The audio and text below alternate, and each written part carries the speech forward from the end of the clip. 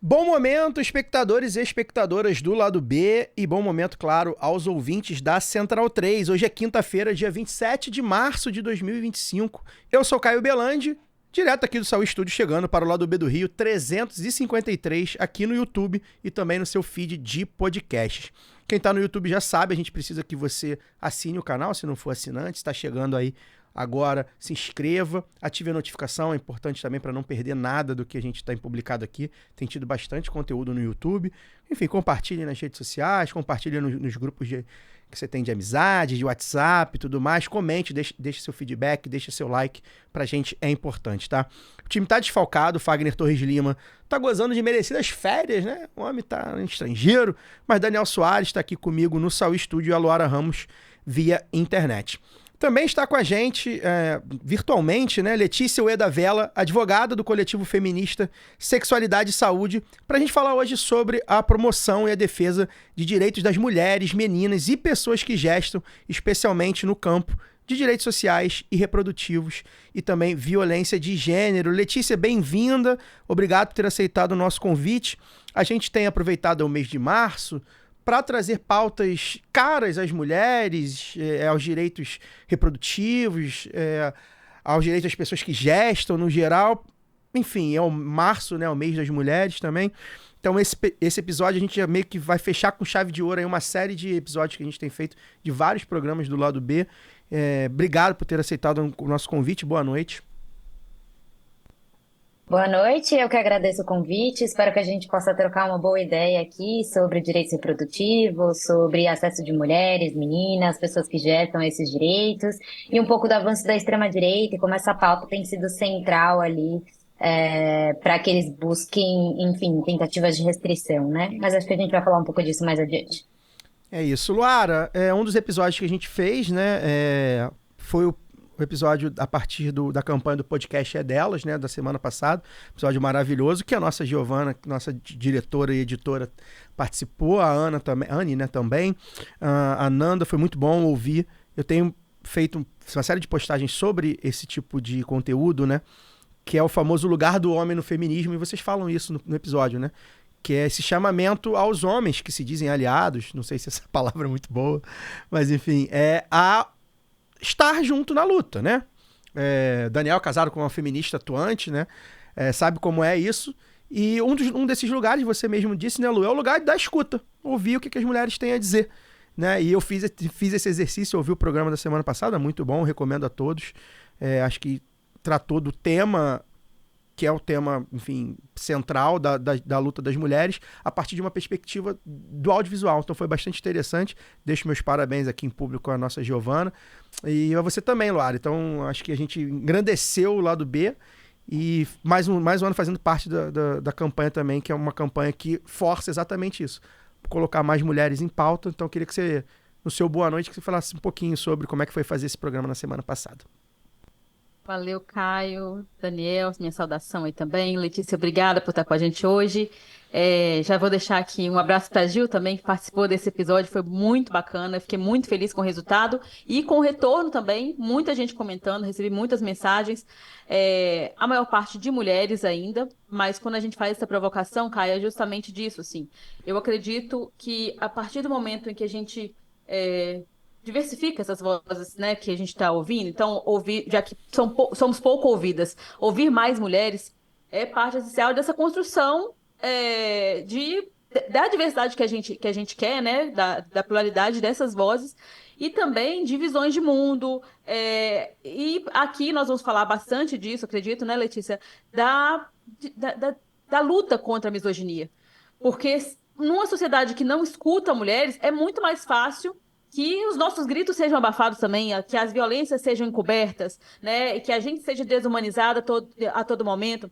E isso acaba refletindo na falta de direitos, né, na retirada de direitos, porque o que está acontecendo também é isso, é uma reação, né, porque eu falo sempre, o feminismo ele é a luta organizada, a luta política das mulheres, e por isso que ele é tão odiado pela extrema-direita, e que busca a todo momento retirar direitos, recolocar as mulheres apenas no ambiente, né, doméstico, privado, distante dessa luta política que nos mobiliza, que nos, né, leva à frente.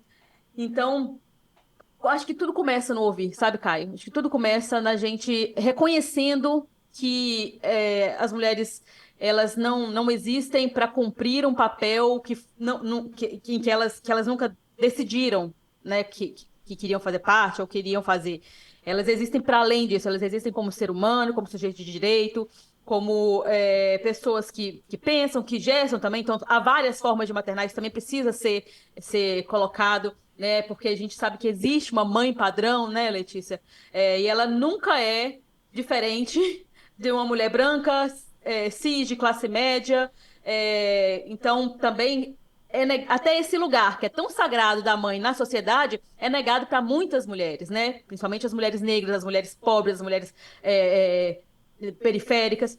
Então, ouvir, acho que faz muito assim, é um exercício muito básico, mas é o primeiro deles, assim, é o que nos humaniza, sabe? É o que nos diz, nos aterra, nos coloca ali, olha, estou diante de um outro ser humano. Então, fiquei muito feliz com o resultado, fiquei feliz de saber também que você ouviu, Caio, e gostou. Agradeço os seus parabéns lá no Instagram, até repostei. Os parabéns pelo aniversário do Galo, eu não vou agradecer, não. Tá bom? Então, boa noite aí para nós e que, né, eu espero que todo mundo fique com a gente até o final, porque tenho certeza que hoje também será um grande episódio. O filho rebelde esse Galo, né? Nosso filho rebelde, Daniel. Vem com gracinha ao vivo não, hein? Aqui ao vivo não, hein? Olha Dani. a palhaçada. Dani, boa noite. Ainda boa sobre noite. isso, né? Nosso público é majoritariamente masculino, como as pessoas devem imaginar. Nós começamos... Dizem as pesquisas. E nós começamos só homens, né? E hoje nós ainda somos maioria homens, então isso também diz muito, né? E eu fiz essa... Não gosto de dizer provocação, mas esse chamamento, né? Porque assim, nosso público é de homens. E há uma chance, a gente não viu números, a gente não se atém tanto a números assim, mas assim, há uma chance de muita gente ter passado o programa, porque era. Vai ser sobre mulheres, com mulheres, né? Então eu quis fazer essa provocação. A gente aproveitou o mês de março, não é muito comum, a gente nem faz muito isso, né? O mês negro, o mês, mas a gente nem tenta fazer muito isso, a gente tenta espalhar, mas a gente aproveitou a campanha, manda um beijo pra Domênica, que tá sempre nessa campanha, pra chamar. Eu falei, irmão, ouve isso aí, que é importante pra gente ouvir, pra gente entender, até que pra gente... O que tá falando aqui, né? Claro. E foi bem legal, você também ouviu, a gente boa noite. sobre, né? Deixar o parabéns aqui, também reiterar pra Luara, pra Gil, pra Nanda, que deve estar escutando a gente também. Ficou bem bacana o programa. E até soube coisas, né? Das pessoas que estão sempre ao redor da gente não sabia que a Gil era poliglota. Então, a próxima vez que eu for ao estrangeiro, num país de idioma exótico, eu vou pedir aqui um guiazinho, né? De bom dia, boa tarde. É isso. Mas é isso, ficou bem legal e parabéns para elas. E aí, pra quem não ouviu, é sobre, né, a entrada das mulheres no audiovisual e tal. E também tem a ver com recortes de classe, por exemplo, porque a Anne é de Caxias, né? Então, assim... E trabalha com cineclube de periferia. Da Baixada. Então, assim, é diferente, né? Como a Laura falou, tem um recorte. Né, Lu, você quer complementar? Quero sim, Caio. É porque você falou, e aí eu me atentei para isso aqui, que quando a gente fala nessa coisa dos aliados e tal, acontece que tem muito companheiro, muito camarada nosso aí, que acha que já sabe, assim. Então ele acha que, já que eu não sou abusivo, eu nunca sou essa pessoa, o cara nunca é essa pessoa, né? Já que eu tô ali seguindo a cartilha, às vezes até eu entendo, eu até entendo essa boa intenção, reconheço essa boa intenção, mas acha que então não precisa mais ouvir. Eu já sei. Não pode bater, não pode brigar, não pode levantar a voz, já tô de boa, sou aqui um aliado. Mas é justamente assim, se você perguntar, é uma coisa básica, assim, quais mulheres ele admira, sabe, vai ser difícil sair um pouco ali do lugar da namorada, da mãe, da esposa. Então, essa provocação, ela é muito interessante. Ouça mulheres, leia mulheres, sabe, você sabe citar uma mulher filósofa, sabe, já leu uma mulher filósofa? Né, uma historiadora, reconhece uma advogada, né? Isso é complicado, porque você vai fazer essa pergunta, eu faço essa pergunta para, às vezes, alguns amigos próximos, e é difícil, sabe? Demora para poder pensar. Aí você pergunta, daqui para ali. Então, eu acho que é uma provocação válida, sim, e que os companheiros aí, aliados, saibam que podem fazer um pouquinho mais, sempre um pouquinho mais, porque trabalho tem muito, viu, gente? Não tá faltando trabalho, não, mas tá faltando gente para poder ajudar. Acho que vocês podem colocar um pouquinho mais a mão na massa, ou então os ouvidos apostos aí. E é um exercício, né, Lu? Eu até coloquei isso, assim, na música. Talvez seja uma das áreas onde há mais espaço para as mulheres, né? Muito, principalmente no Brasil, muitas cantoras, mais muitas destaque, bandas, né? muito destaque. Outro dia eu fui me pegar, e eu adoro, Clara Nunes é uma das minhas preferidas, Maria Rita, enfim, tem várias mulheres que eu posso citar. E outro dia eu fui olhar, quando eu tava só ouvindo homem. Aí eu falei, pô, mas peraí, eu gosto, não é que eu não gosto, eu gosto, Maria Bethânia e tal.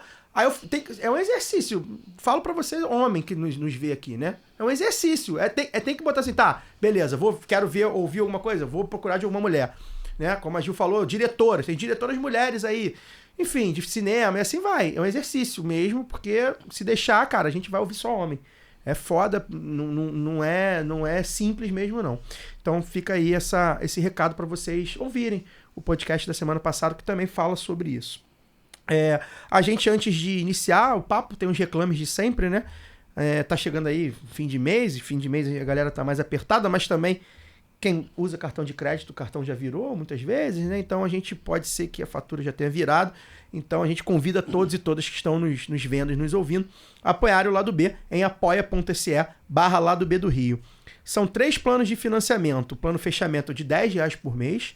E nele você concorre aos sorteios da Camisa Crítica e recebe toda quinta-feira a newsletter Lado B de Ler, com textos, reflexões e dicas culturais dos painelistas diretamente no seu e-mail. Newsletter tá na moda, saiu até no Globo, a volta das newsletters e tal. Essa semana não teve, o editor de vocês está se enrolando aí, porque tá com um monte de projeto, mas semana que vem a gente volta, tá? No plano Esquerda Caviar, a contribuição é de R$20 por mês e além dos sorteios e da newsletter, você ainda faz parte do nosso conselho editorial no Telegram. Dá boas-vindas aqui aos nossos camaradas aí e as nossas camaradas que chegaram recentemente. Esse mês a gente teve um boom aí de gente chegando no Telegram para agitar ali no nosso grupo. Que bom, obrigado por quem está nos apoiando aí na faixa Esquerda Caviar.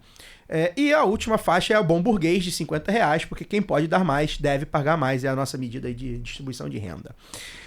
Se puder, considere apoiar o Lado B em apoia.se/Lado B do Rio. Você também pode apoiar pela orelo.cc/Lado B do Rio, a plataforma que você achar melhor.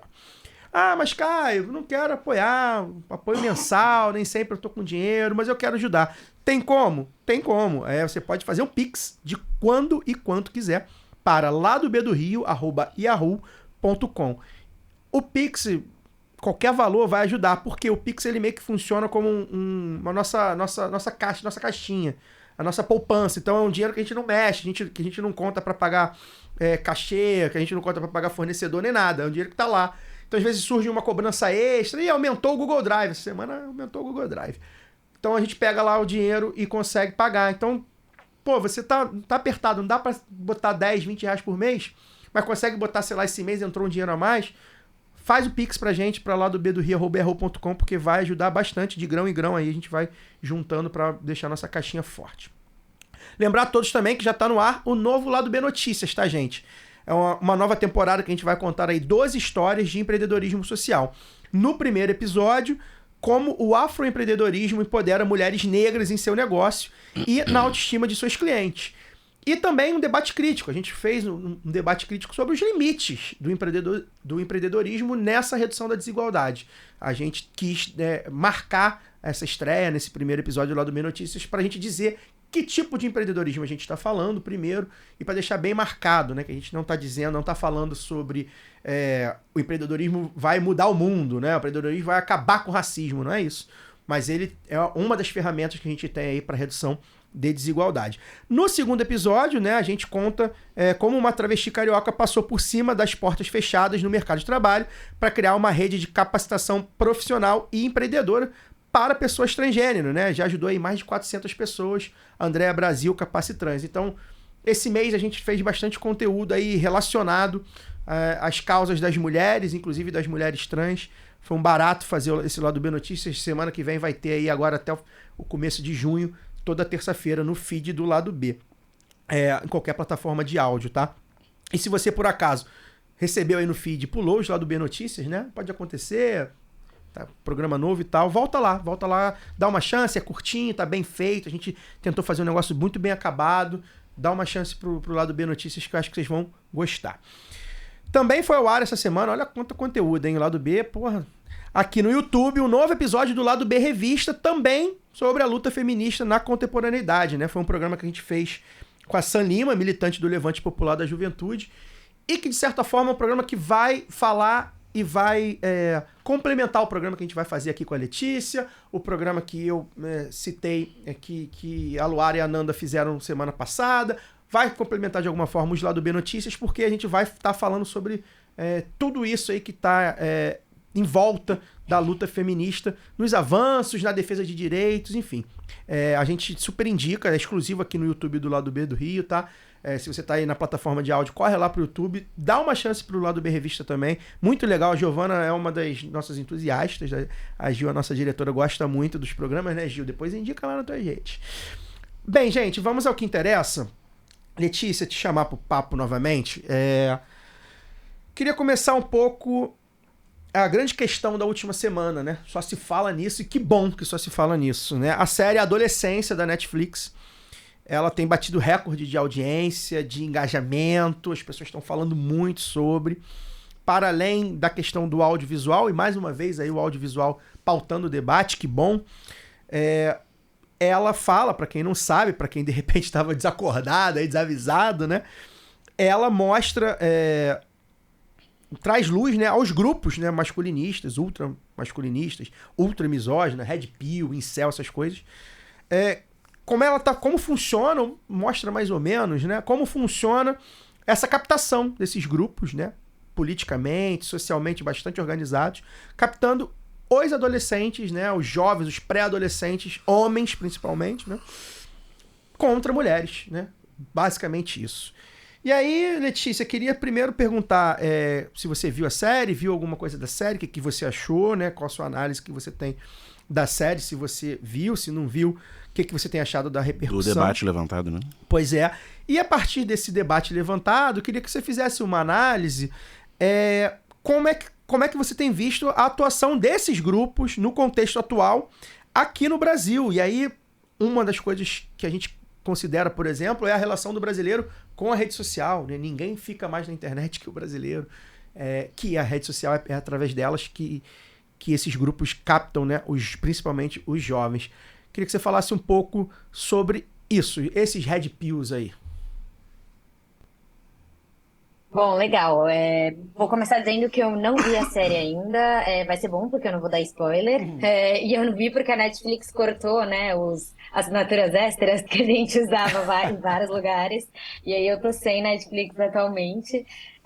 Mas eu vou certamente assistir. Mas de toda forma, por óbvio, né, acho que só se a gente estiver muito alienado que não tem, né, que eu não teria até acompanhado. Se eu estivesse muito alienada, que eu não teria acompanhado os debates sobre a série, né, e sobre a temática que ela envolve. Acho que pelo menos nas redes em que eu tô próxima e na bolha em que eu vivo no Instagram, né, e a gente vai poder falar um pouco sobre isso também, e até, talvez podemos até falar sobre o avanço da extrema-direita e como que essas redes sociais têm se tornado aliadas nisso, né, nesse campo também, e como isso tem fortalecido esses discursos masculinistas. Mas, de toda maneira, eu tô acompanhando bastante essa discussão.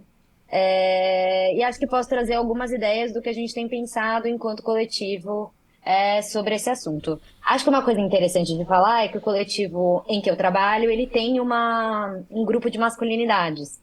Então, há 15 anos, mais ou menos, o coletivo fundou um grupo reflexivo para homens, que é voltado para homens que foram autuados pela Lei Maria da Penha e que discutem nesses encontros a construção da masculinidade, de que maneira isso resulta, então, na quantidade de violência de gênero que a gente vivencia hoje, né? Os índices no Brasil são alarmantes, acho que todo mundo aqui sabe, certamente os ouvintes aqui também, né? E a gente busca entender melhor como que a construção da masculinidade está diretamente relacionada, então, aos altos índices, a um comportamento masculino que é ligado à violência, de dominação, de propriedade, em relação aos corpos das mulheres, né? Por óbvio que, enquanto feminista, né, estando discutindo intensamente essas questões e o avanço da extrema-direita dentro do feminismo, né, eu entendo que a proliferação desses grupos, né, que são red pills, que são masculinistas, que na verdade, incitam um ódio às mulheres, é uma questão de extrema preocupação. né? E eu acho que uma das principais formas de difusão, e justamente o que é colocado na série, é por meio das redes sociais, né? E acho que com foco principal não é só na juventude, mas o que me preocupa muito é a juventude, né? São as crianças, adolescentes, enfim, que vão sendo expostos a esses conteúdos, né? Por estarem presentes nas redes sociais, o que é algo inerente à adolescência, então não há como dizer que eles não vão estar presentes ali, mas como que esses grupos masculinistas sabem captar muito bem esse tipo de público, e em alguma medida já desde o início começar a incitar a construção desses valores num momento tão importante da vida, que é esse momento de desenvolvimento, né, dos principais valores, das principais questões, e algo que acaba não sendo acompanhado nem mesmo pelas pessoas que estão próximas daquele desenvolvimento daquela criança ou daquele adolescente, né? Então, a série mostra muito isso, né? Então, a escola que não vê, os pais também que não vislumbram, diante de uma sociedade que expõe, né, aquele menino a conteúdos extremamente violentos e que ele vai absorvendo esse ódio que resulta, enfim, em até um episódio fatal, né? Que tem um episódio fatal bastante grave. Tô falando isso porque isso não é spoiler, né? Tá todo mundo Sim. sabendo, eu não vi a série, já tô sabendo. Então eu acho que esse é o principal ponto ali de chave de preocupação, né? Como é que a gente, em alguma medida, consegue controlar esses discursos de ódio que estão colocados dentro das redes sociais, vendo agora, né, pessoas extremamente chaves, né, que na verdade dominam essas plataformas, reduzindo, né, suas barreiras de diversidade, reduzindo os filtros que buscam, na verdade, vedar acesso a conteúdos violentos, né, o que a gente está vendo, na verdade, é uma permissão, uma permissividade de avanço, né, da violência dentro da internet, e eu acho que isso certamente acaba favorecendo e fortalecendo esses discursos odiosos que estão bastante na linha da extrema-direita e de como isso é colocado, né? Acho que também vale fazer uma associação, e aí vou, enfim, deixar também para vocês comentarem, a gente poder fazer um bate-papo, que é pensar o quanto que esses grupos masculinistas também não fortalecem esse ideal de família nuclear, né? Então, de que maneira isso também não é uma forma de proliferar valores extremamente conservadores que buscam proteger uma família muito certeira, que é a família cis heteropatriarcal, né? E que garante às mulheres um determinado papel e aos homens um outro papel, né? E um papel que é muito associado à violência, né? Então, acho que isso também está ligado à construção de valores que estão ali arraigados no avanço da extrema-direita no Brasil e no mundo, né? Se a gente for observar. Então, e que tem afetado, por óbvio, né, todos os avanços que o movimento feminista teve ao longo de todos esses anos. Acho que, por óbvio, né, os movimentos têm criado estratégias para repensar isso, ver de que maneira que a gente consegue confrontar esses valores, mas, em alguma medida, eu acho que eles têm avançado com muita rapidez, né, dentro das nossas sociedades, pelo menos olhando os últimos anos, né. Então acho que é mais ou menos por aí. E Letícia, ainda sobre esse assunto, é algo que eu tenho batido bastante na tecla nas leituras que eu faço, no debate que eu faço, por exemplo, com minha esposa, que é professora, que é feminista, que, enfim, tenta estar ligada nesse assunto. Uma das coisas que até vi gente boa falando sobre isso, né? Não é novidade, né? O machismo tá aí, o patriarcado tá aí, a misoginia tá aí, né? Há muito tempo. Mas eu acho que a grande novidade, para além das redes sociais, que ajudou a organizar esses núcleos, porque assim, reprodução de certos machismos e certas misoginias, a gente sempre viu, né, Daniel? A gente fazia, a gente via, nosso amigo fazia, nosso pai fazia, não. Isso captado de uma forma política me parece novidade. De uma forma organizada. Organizada e política institucional. Sim. E radicalizada também, eu diria. Isso. Por quê? Porque o que é que me faz falar assim, tá, tudo bem, mas tá diferente, tá mais preocupante, tá pior? Por uma das coisas, né? Uma delas quando a gente fala desses grupos, e aí eu queria que a Letícia comentasse, a gente tá falando de gente, por exemplo, tem pesquisas aí, pesquisadoras que estão fazendo esse tipo de pesquisa, a Lola, a Débora, há muito tempo, que tá falando de grupos, células nazistas. Esses grupos masculinistas, eles são predominantemente nazistas. É aquela famosa frase, né? Tudo é nazismo. Tudo tinha que ser da direita. Teve um feminicídio, o cara que matou votava no Bolsonaro. Isso não quer dizer nada. Mas isso tem essa questão da política institucional. O que a gente tá falando aqui? Donald Trump, Elon Musk, Milei, Bolsonaro, todos esses caras, mais ou menos... Não, estão validados por um campo político. Não, um campo político que é relevante hoje, né? Que tá no poder em muitos lugares. E isso, às vezes, eu sinto falta. Não vou dizer que a série fala ou não fala, vejam aí, pra não dar spoiler, mas isso no debate amplo, eu conversei aqui com a Sam sobre isso, eu sinto bastante falta. Deixar claro que essas células, elas são, muitas das vezes, têm relações, elas ostentam símbolos nazistas. Não é, a gente não tá falando de nazismo porque a gente acha, não.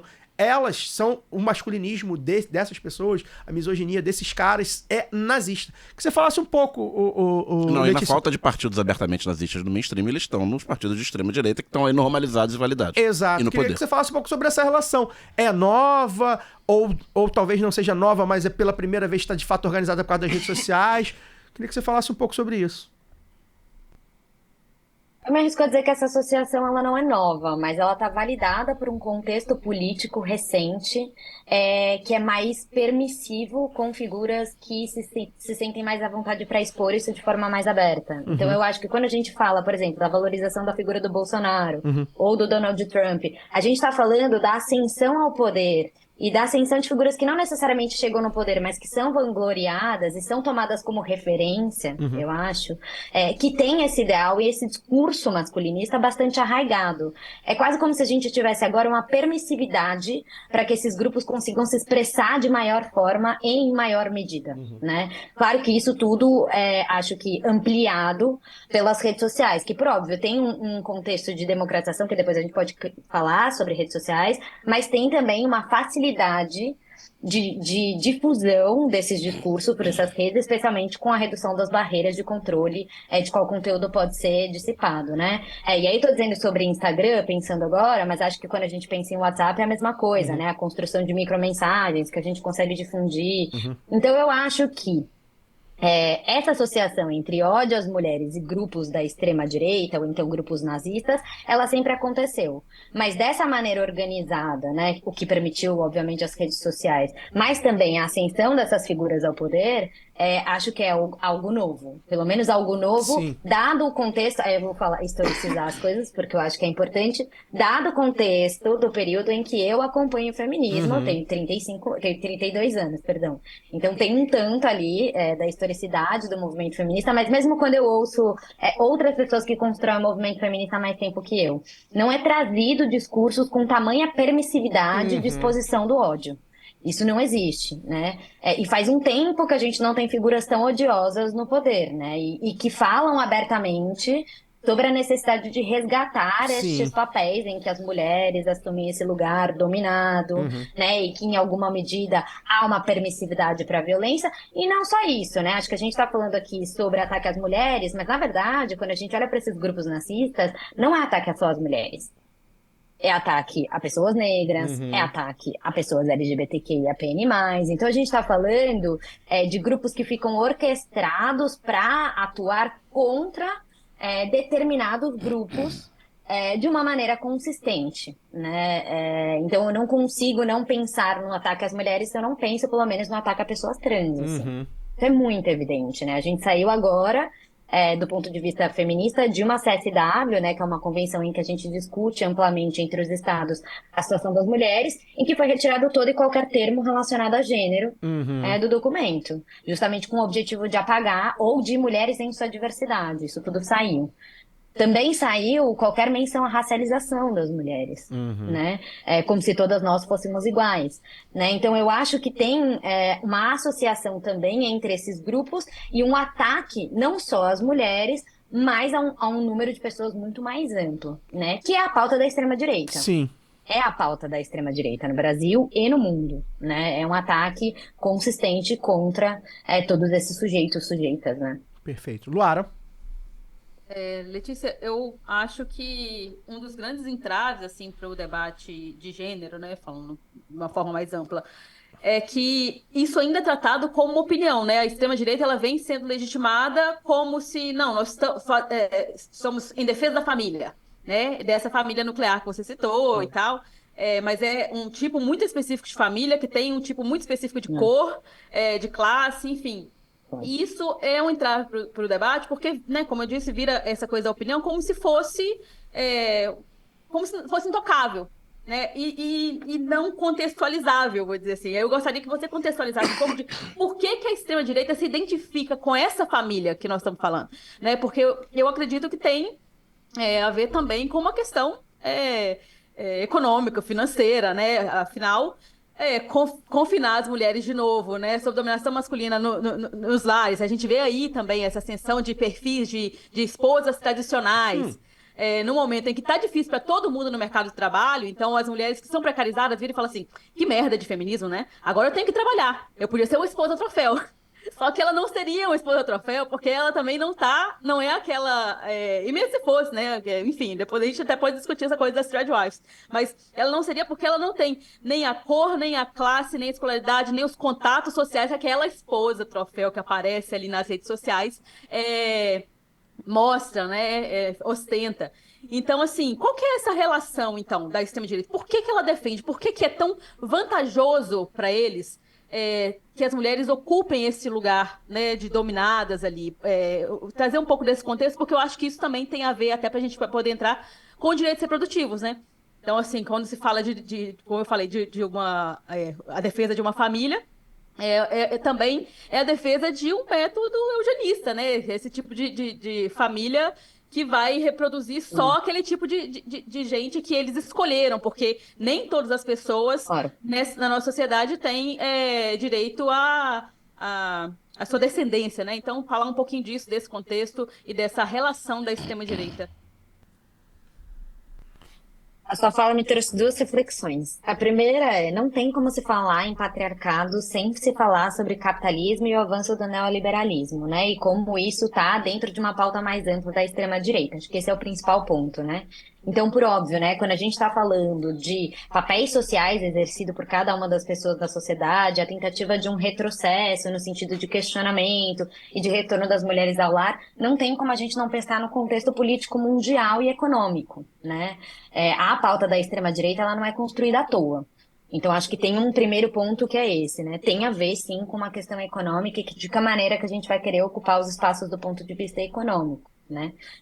Outra questão, eu acho, na verdade até me abriram três reflexões, né? Então acho que essa é a primeira, né? De pensar essa associação e entender que, na verdade, quando você está defendendo o retorno das mulheres ao lar, isso está extremamente associado enfim, a um reforço do sistema capitalista da forma como ele está sendo colocado e a um reforço também no neoliberalismo da forma como ele está avançando no Brasil e no mundo, né? Então acho que esse é um ponto inicial. Uma segunda coisa que você me colocou, que eu acho que é importante da gente pensar quando a gente está olhando discursivamente a extrema-direita, é pensar de que maneira que eles vêm construindo as narrativas, né? E eu acho que as pautas morais, a partir das narrativas que eles constroem, tem um ganho para eles, porque eles reúnem as narrativas a partir de um consenso comum, tá? E aí vou explicar o porquê. E vou fazer uma linha, então, também com direito ao aborto, né? Então, primeiro a gente fala assim, eles defendem a família. Família, do ponto de vista de como é arraigada, a gente é um Brasil, sociedade cristã, então acho majoritariamente cristã, então acho que a gente tem que entender onde é que estão colocados ali os nossos valores, né? Quando eles dizem que eles defendem a família, é quase unânime para o brasileiro dizer, eu também defendo, né? Ou quando eles dizem, eu defendo a vida, no caso do aborto, é quase unânime, ninguém vai dizer, eu não defendo a vida, né? Então eu acho que do ponto de vista de ganho político, para que eles avancem nas suas bases eleitorais também, porque depois a gente pode discutir o avanço da extrema-direita, enfim, todos os legislativos, né, municipal, estadual, federal, eles conseguem aglomerar as pessoas em torno de valores. Valores esses que conferem certo conforto para a população, no momento em que o neoliberalismo avança de uma maneira muito cruel e que precariza a vida das pessoas de uma forma muito dramática, né? Então, eu acho que eles conseguiram, enquanto extrema-direita, e por isso eles estão tão arraigados nesses valores, né? Construir narrativas que permitem com que eles tenham avançado politicamente e ganhado as mentes ali da população. Agora, o que cabe a nós, né, enquanto movimento feminista, enquanto esquerda, né, é pensar como é que a gente passa a disputar esses termos, né? Porque talvez quem defenda a família somos nós. Porque talvez quem defenda a vida somos nós. Né? Porque talvez quem defenda o direito à liberdade, porque eles estão se apropriando cada vez mais do linguajar dos direitos humanos também, né? Mas talvez sejamos nós, talvez seja a esquerda, talvez seja o movimento feminista, né? Então eu acho que eu fui para esses dois lugares, não sei se eu respondi, mas eu acho que tem a ver com isso. Eu lembrei também daquela senador Magno Malta que usava bastante, né? Todos contra a pedofilia. Acho que tem até uma entrevista no jogo que o jogo fala assim, mas quem é que é a favor? Ou quem é que vai pelo menos admitir, né? Que é a favor. E isso também, assim, virou uma pauta moral, então defende as crianças. Mas quando a gente vai falar de violência, uma violência maior contra as crianças, não só a violência sexual, aí todo mundo, essa galera pelo menos, fala assim, não, mas eu tenho que corrigir meu filho, é bíblico bater numa criança. Então, assim, talvez quem defenda as crianças somos nós também, né? Se a criança não trabalhar, ela vai fumar crack. Pera. Letícia, a partir dessa sua fala, né, que você falou de juntar as pessoas a partir de valores básicos, né? E aí, sendo um pouco teoria da conspiração, porque nos últimos anos várias teorias da conspiração, né, foram cada vez mais comprovadas e tal. Até que ponto essa proliferação do discurso masculinista nas redes, sobretudo voltado a adolescentes, a pré-adolescentes, né, é um projeto organizado, não apenas das plataformas se desresponsabilizando, visando lucro, mas até mesmo dentro de uma lógica de, aí usar a palavra que eles gostam muito, de doutrinar toda uma nova geração. Né? Eu sou pai de uma pré-adolescente, né, de uma menina que está a um passo de entrar na adolescência, e por conta da série, né, desse hype, teve o podcast lá com a juíza da comarca de menores, falando, né, que eu não quero prender o seu filho. Aí tem toda uma discussão de que para os jovens negros pobres ela não fala isso, mas ela fala, mas enfim, se atendo ao conteúdo da fala dela, né, dos grupos de Instagram, dos grupos de WhatsApp, TikTok, como o algoritmo funciona, né, para entregar esse discurso para os meninos e para as meninas, né? Para as meninas é o discurso de competição, né? De fazer bullying com a mais feia, com a piranha, etc. E com os meninos de resgatar esse discurso do macho dominante, né? Que aí não é nem macho alfa, agora tem o macho sigma, né? Tem todo um vocabulário e tal. E aí eu como pai de uma menina, né, pré-adolescente, estou em vários grupos, né? Grupo de escola, grupo de amigos que têm filhos e tal. E aí, quando isso veio à tona, sobretudo as mães de menino começaram a trazer que os filhos estavam falando de macho sigma, que estava falando, sei lá o que, de mulher e tal. Meninos crianças de 9, 10, 11 anos, de uma bolha de classe média progressista no Rio de Janeiro. Se tá assim na nossa bolha, você imagina fora dela, né? Que a galera já vem aí de 10, 15 anos exposto a esse discurso. Então, fiz todo esse nariz de cera para voltar à minha pergunta. Até que ponto isso é um projeto para produzir uma novíssima geração, né, que já cresça com esse discurso na ponta da língua e que, quando for votar daqui a 5, 6, 8 anos, né, vai se interessar pelos políticos da extrema-direita, porque eles vão trazer esse discurso que eles vão ter no campo moral. Só para complementar, Letícia, principalmente considerando, né, Daniel, os avanços que a nossa geração, por exemplo, viveu nessa pauta. É claro que estava muito longe da equidade de gênero ainda, mas a gente viveu avanços, inclusive eleitorais. A gente teve uma presidenta mulher, né? Que é sempre bom lembrar que é um ponto bastante crucial nesse debate no Brasil. A gente viveu, a gente quanto homens, né? Quando a gente tinha 11, 12 anos, embora com a reprodução de vários tipos de misoginia, machismo e etc., a gente vivia um momento em que havia ali uma transformação, uma tentativa de transformação para a igualdade, ou, sei lá, para pareamento. Agora já é o contrário. Só para complementar, um elemento central desse discurso é a ridicularização do macho beta. Pois é. Que é o homem que vai ouvir a mulher, que lava, tem lava louça de casa, essa é bobeira. Isso. Queria que você falasse um pouco. Bom, eu não acho que é teoria da conspiração, eu acho que tudo isso faz parte de um projeto político mais amplo, né? Então, claro, não dá pra gente, de novo, né, olhar para esses grupos masculinistas, entender eles como grupos isolados, que não estão ligados a uma política mais ampla e mundial de uma construção de mundo que vai muito mais alinhado com os valores da extrema-direita. Né? A esquerda por muito tempo fez formação de base, ainda faz, né? Ainda tenta. Eles aprenderam a fazer as formações das bases deles dentro das redes sociais, né? Por meio da difusão de valores que a gente agora é pena para tentar fazer frente, a partir de um projeto político que foi muito bem construído, né? Então a gente está aqui falando das redes sociais, mas eu vou dar um exemplo aqui, por exemplo, das igrejas evangélicas, que é bem interessante, que são, por exemplo, não sei se vocês já viram, mas também acho que tem uma associação com esses grupos masculinistas, que é a formação de células territoriais. Então, o que que eles fazem, basicamente, né? Eles têm as grandes igrejas localizadas nos territórios, eles passaram a transformar as igrejas das pessoas, né, que são os fiéis, que em alguma medida seguem aquela religião, em pequenas células para conseguir difundir esses valores, né? E eu conheço células, por exemplo, que são compostas puramente por crianças e adolescentes, né? Então, tem uma pessoa que recebe, mas você vai difundindo esses valores a partir de uma territorialização. Né? Então, eu acho que esse é o ponto, é a construção de um projeto político que, sim, daqui a uns anos vai ser um mundo caminhando muito mais à direita, né? Acho que esse é um ponto. Outro ponto que eu acho que vale a pena a gente associar, que talvez seja um pouco de viagem, mas que eu vou trazer aqui, porque veio na minha cabeça e eu acho que vale a pena a gente discutir, acho que tanto faz parte de um projeto político, que em alguma medida, não sei se certamente vocês lembram, mas, por exemplo, há alguns anos atrás, eles também trabalharam essa questão da escola sem partido, ou do homeschooling, né? É a extrema-direita que pauta essas duas pautas. Tá? E quando a gente fala, né, do escola sem partido, a gente está falando de uma escola que não discute questões, né, políticas e que não discute papéis de gênero. Então você esvazia o espaço escolar, você fortalece esse espaço das redes sociais, porque eles têm muita habilidade de difusão a partir daí. E utiliza discursos que são muito mais fáceis de serem captados pelo senso comum, né? Esse é um ponto. Se a gente for pensar no homeschooling, é a mesma coisa. Sim. Né? Esvaziamento desse espaço de socialização, né? Esvaziamento do espaço da escola, que poderia sim ser um espaço para, em alguma medida, eu não acho que dá para ser 100% isso para fazer frente, tá? Mas que poderia ser uma das estratégias para fazer frente a esses discursos odiosos, né?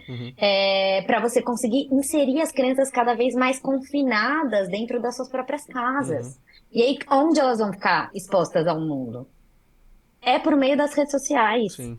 Que é o lugar onde eles têm um projeto político muito claro de dominação, né? A eleição do Trump, apoiada pelos grandes dominadores, né? Pelas figuras dominantes das plataformas digitais, é muito representativa desse projeto político de mundo. Não à toa ele conseguiu aliar essas pessoas. Não à toa a gente está tendo uma mudança nos algoritmos, né? Porque eu acho que isso tudo faz parte de um avanço que, se a gente for olhar historicamente, vai concatenando as peças para a gente chegar onde a gente está hoje, né? E que são todas pautas que foram paulatinamente defendidas pela extrema-direita, e que, se olhar isoladamente, parecem que não faz sentido nenhum, que não tem conexão. Mas aí a gente vai vendo, né, como que a gente chega nesse momento em que as redes sociais ganham tamanha projeção, em que a gente não tem mais nenhum tipo de filtro sobre o que chega em cada uma das pessoas, em que a escola vai sendo esvaziada, em que os espaços de socialização vão sendo esvaziados, e aí cada vez mais as pessoas ficam confinadas, expostas a esse tipo de conteúdo que, quanto mais você consome, mais você é exposto a ele. E menos você é exposto a conteúdos diversos e que contrapõem. Sim, né? se retroalimenta, né? As pessoas vão produzindo aquilo e a rede social vai formando e vai reproduzindo e vai formando, vai se retroalimentando.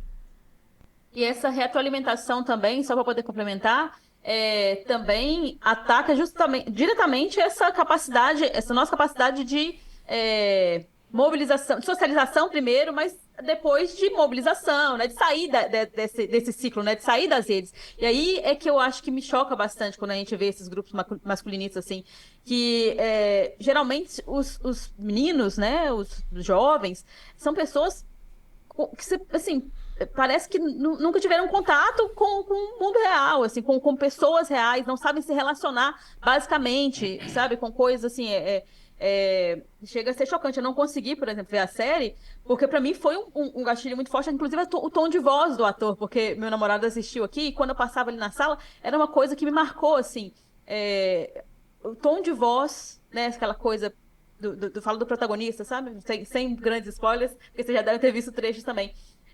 E aí, esse lance da socialização, eu também tenho irmãos, né, tenho um irmão jovem, adolescente, é o tipo de coisa que não só preocupa, mas que a gente fica pensando onde é que começa, onde é que pode terminar, né? Como é que a gente lida com isso?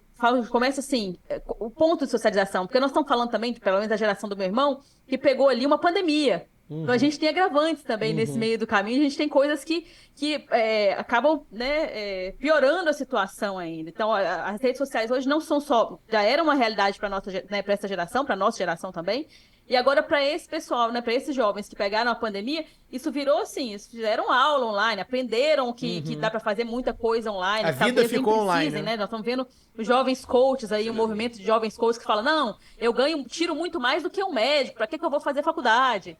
Né? Então tem todo um negócio que é preocupante, porque ele está linkado com essa questão socioeconômica, né, Letícia, como eu falei, assim, de fato, é muito vantajoso para a extrema-direita continuar, tanto que tá lá com o Trump, como você citou, continuar apoiando isso, porque isso engaja. Até quando eu trouxe o negócio das esposas tradicionais aqui, das thread wives, engaja, mas as pessoas não percebem que ali a vida que uma pessoa dessa vive, falar, não, meu marido que é o provedor, mas aquilo ali gera dinheiro, aquilo ali é um trabalho.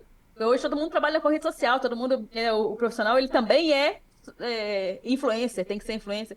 Então, assim, olha onde é que a gente foi se meter, né? O negócio, o Facebook não mudou para Meta à toa. É realmente uma ideia de um metaverso aí, um lugar em que há essa dominação das big techs e eles ganhem muito mais dinheiro, um dinheiro que não existe, mas o dinheiro que a gente acredita que existe.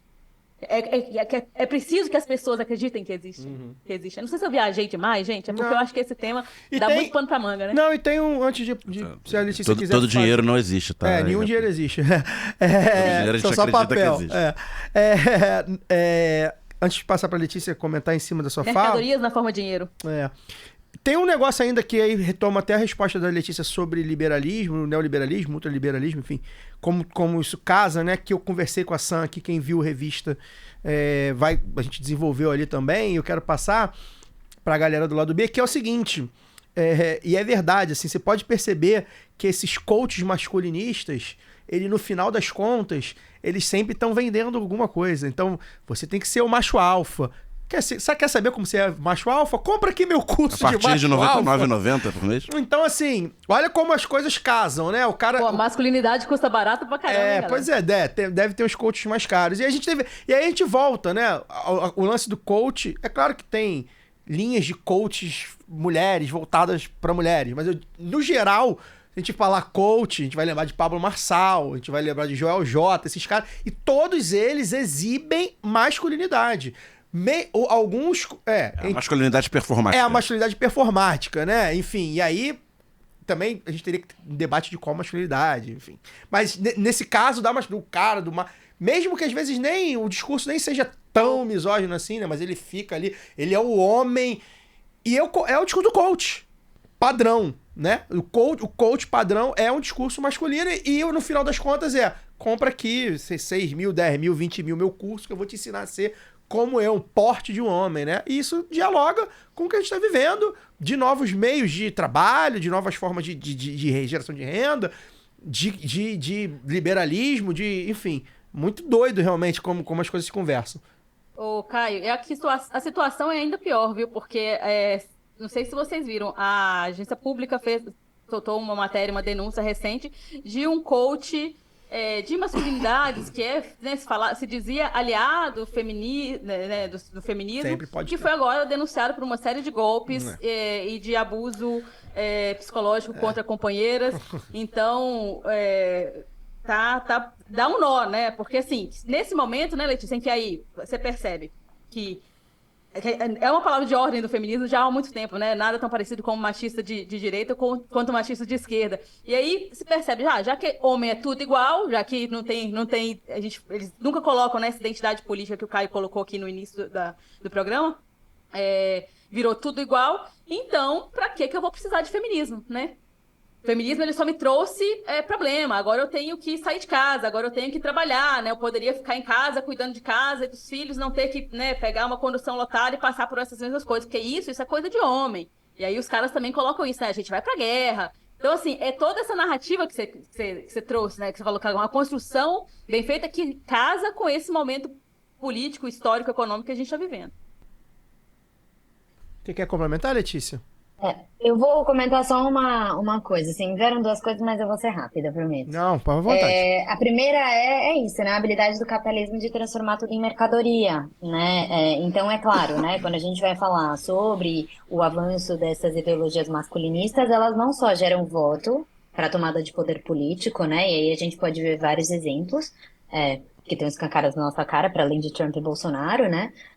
Mas ela também movimenta toda uma economia. É isso, né? O capitalismo se aproveita desse discurso, que é masculinista nesse momento, entende que ele pode se transformar em mercadoria, e aí começa a vender, vender, vender, vender, vender, e transformar essa pauta numa pauta possível de não só construir um projeto político, mas também gerar riqueza para aqueles que defendem ela, né?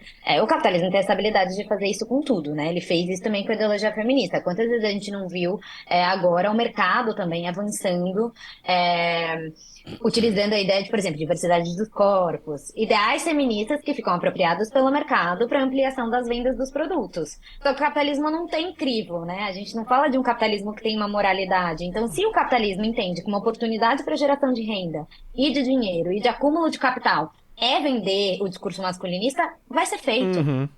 Vai ser feito como a gente está vendo, né? Então, acho que esse é um primeiro ponto. E um segundo ponto por que incomoda tanto, né? Por que os avanços do feminismo incomodam tanto? Porque eles falam de um desbalanceamento de poder. Quando a gente está falando de feminismo interseccional, é dizer que sim, algumas pessoas vão ter que sair das suas cadeiras de poder para a gente ter maior diversidade de pessoas, por exemplo, na representatividade política, né? É dizer que sim, as mulheres vão avançar mais no mercado de trabalho, né? É dizer que sim, a gente vai avançar mais nos espaços de tomada de poder, né? E sempre quando alguém avança, alguém precisa deixar aquela cadeira livre. Uhum. E isso incomoda. Isso incomoda uma determinada classe que é quem domina o privilégio e quem ainda hoje está nas principais cadeiras de tomada de decisão e também nas principais cadeiras de acúmulo de capital. Né? E aí, por isso, esse projeto político que é mais diverso, que é feminista, que é antirracista, precisa ser destruído. Porque, em alguma medida, ele ameaça, né, o poder como ele está conformado hoje. Se a gente for pensar de uma maneira mais ampla e se a gente for pensar a partir de uma reforma estrutural. Né? Então, o capitalismo absorve as demandas até a página 2. Né? Mas depois isso acaba falando assim, não, você vai destruir o sistema, você vai questionar as bases principais do sistema. Está questionando muito o sistema patriarcal, então a gente precisa retroceder. Então vamos avançar com as pautas morais, vamos acabar com as políticas de diversidade a nível do que o Trump tem feito, né? E que a gente não sabe como isso vai afetar aqui no Brasil. Mas eu acho que é isso, porque pega. Porque pega os meninos. Porque em alguma medida é isso, né? Quando a gente questiona esses papéis de gênero, parece que há uma perda de poder. A gente pode depois questionar quão ruim é essa conformação da masculinidade como hoje ela está colocada. E o quão agressivo isso é também para os homens, né? Porque se a gente está falando de uma violência de gênero que se expressa contra as mulheres, a gente também fala de um cenário bastante violento para homens, né? O tempo todo. Quem são as pessoas que mais morrem em acidentes de trânsito? Homens, né? Quem são as pessoas que têm altos índices de suicídio? Homens. E a gente vai falando dessas realidades justamente pela construção da masculinidade como ela é, né? Então tem documentários que colocam um pouco isso, né? Que tem inclusive da Netflix, que eu esqueci o nome também, mas que ele trata justamente disso, né? Do quanto a masculinidade hegemônica, ela é nociva para os homens e principalmente para os adolescentes. Sim. Então mostra alguns grupos de adolescentes que não sabem nem o que é chorar, expressar as próprias emoções, enfim, isso vai resultando depois em danos cada vez maiores. Quem é mais morto me veio uma outra ideia, né? Mas quem é mais morto com o uso de armas? São homens. Sim. Né? Isso está diretamente ligado à forma como você constrói a masculinidade no mundo, né? Que expõe essas pessoas a esses tipos de violência também. Então, parece que é um projeto político que as pessoas só perdem poder a uma primeira vista, se a gente for falar do homem, mas em alguma medida nem tanto, porque também tem perdas de estar nesse lugar patriarcal, né, e do reforço desses ideais. Mas eu acho que isso não é tão evidente e não é tão fácil de comunicar. Não é simples de comunicar. A Máscara em que Você Vive é o nome do documentário que você citou, da Netflix, isso, né? A nossa Giovana salvando aqui. Letícia, quero te fazer a última pergunta pra gente te liberar. Falar um pouco de aborto, né? Do direito ao aborto. O Brasil tem uma legislação que é uma legislação bastante limitada, mas que ainda está aí, que está sendo atacada, né? E aí, atacada para que se retroceda. Se retroceda, né? E enquanto a gente tentava avançar, o movimento feminista sempre pautou avanços nisso, a gente está tendo agora, né? O movimento feminista agora está tendo que defender o que tem. Dentro desse cenário, na política institucional, em alguns temas, como você falou, o Brasil é um país cristão, mas são dois cristianismos no Brasil, né? Como em muitos lugares. O protestantismo, e a partir do protestantismo, os evangélicos, fundamentalistas, os neopentecostais, enfim, os mais progressistas, enfim, os evangélicos, e a Igreja Católica, que o Brasil ainda é um país católico. E em alguns temas, há algumas divergências entre católicos e cristãos, vamos botar ali as lideranças, né? Mas no aborto o Megazord se forma. E aí eles dão a mão e aí fala que isso aqui a gente... E é o que a gente sempre fala, a esquerda é dividida, a direita também é muito dividida. Porém, na hora do vamos ver, se tiver uma pauta, eles se unem. E isso é uma pauta que une eles. Eles esquecem as diferenças. Não, inclusive, como as lideranças de esquerda, no mínimo, se calam. Eu vou deixar até a Letícia falar sobre isso se ela quiser. E aí, nesse cenário todo, para trazer para o Brasil para falar um pouco de aborto, a gente viu o avanço de Argentina recentemente e Colômbia recentemente, que não podem ser acusados de serem países laicos. São países cristãos católicos. E na Argentina, naturalmente, já sob ataque do governo Milei. Exatamente, e é sobre isso que eu quero falar. Como é que você vê o cenário nos nossos vizinhos, né, que conseguiram esse avanço, que serve de espelho? Eu sei que o movimento feminista brasileiro se espelha muito, principalmente no movimento feminista argentino, que conseguiram esses avanços, mas ao mesmo tempo, e você como advogada também vai poder falar sobre as limitações da lei, porque a lei você assina e a lei você rasga também, dependendo do movimento. E lá, a Argentina, por exemplo, os deputados do Milei já querem retroceder. E aqui no Brasil a mesma coisa. Então, para resumir, minha pergunta é: como é que você vê essa luta para defender o que já tem e tentar ter algum avanço aqui no Brasil, e ao mesmo tempo essa luta para fora dos tribunais, né? Tem processos aí no Supremo e tudo mais falando sobre isso, mas a gente sabe, você como advogada certamente sabe que não adianta só passar uma lei, passar uma jurisprudência, passar uma decisão do STF.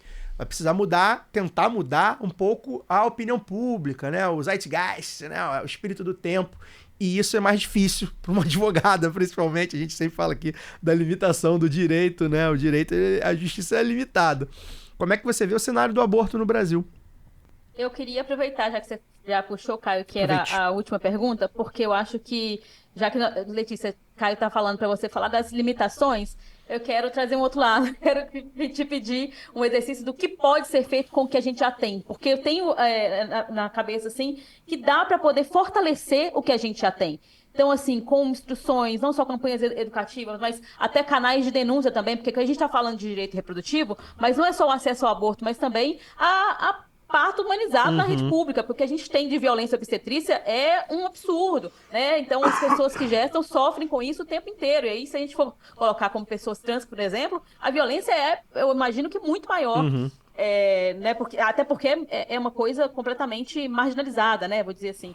Então, trazer um pouquinho de esperança pra gente, porque sempre eles colocam em pauta umas coisas assim, do nada, e a gente tem que se organizar, e a mulherada, né, os coletivos feministas do Brasil têm sido muito combativas, as companheiras, porque se organizam mesmo, acuam o Arthur Lira, acuamos o Arthur Lira, isso é uma vitória, assim, que precisa ser dito. Mesmo a resistência ao governo Bolsonaro foi muito pautada pela resistência e organização das mulheres brasileiras.